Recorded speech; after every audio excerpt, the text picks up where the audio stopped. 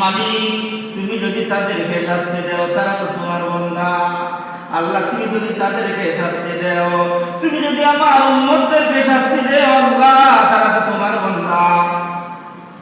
ওই তাগফির লাহুম ফাইন্নাকা আনতাল আজিজুল হাকীম, আর তাদেরকে যদি তুমি ক্ষমা করে দাও তোমার মতো ক্ষমাশীল এই জগতের মধ্যে আর কেউ নেই।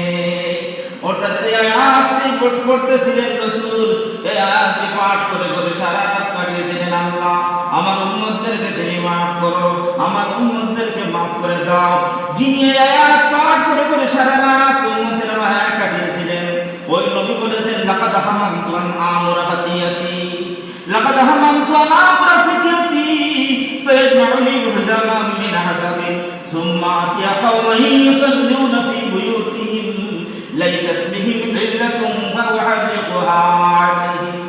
আল্লাহ নবী বলেন আমার মনে চায় যারা গান শুনলো আর সুস্থ মানুষ, সবল মানুষ, কোনো ওজন নাই, কোনো সমস্যা নেই, আজান শুনলো আর মসজিদের মধ্যে জমা আসে নাই, আমার মনে হয় আমি একগুলো যুবককে বলতাম তোমরা যাও প্রচুর লাকড়ি আমাকে আনে দেও, আর আমি ওই লাকড়ি দিয়ে তাদের ঘরে গিয়ে বাড়ি ঘর জ্বালিয়ে দিতাম।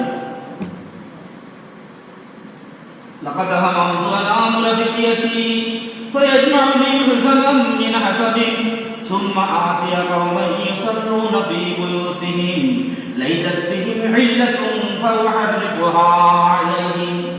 বাইরামা হাদিস শরীফের মধ্যে এসেছে জনাব নবী করিম সাল্লাল্লাহু আলাইহি ওয়াসাল্লাম বলেছেন, কোন মানুষ মসজিদে নামাজ পড়ার, জামাতে নামাজ পড়ার উদ্দেশ্যে যদি ঘর থেকে বের হয়, তার প্রতিটি কদমে কদমে আমার আল্লাহ তার প্রতিটি কদমে একটি করে গুনাহ মাফ করে দেন, প্রতিটি কদমে কদমে একটি করে সওয়াব লিখে দেন।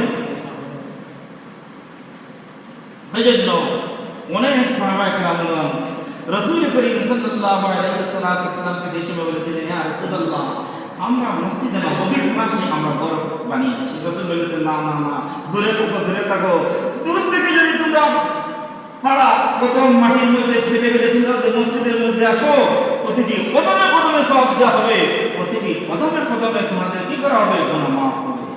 এই জন্য নবীজি মসজিদে নববীর পাশে ঘর বানানোর আদেশ দেন এবং তোমরা যেখানে আসো, যেখানে থাকো সেখানেই থাকো, এখানে এসে নতুন করে ঘর বানানোর কোনো প্রয়োজন নাই, তোমাদের মাঠ থেকে আসো।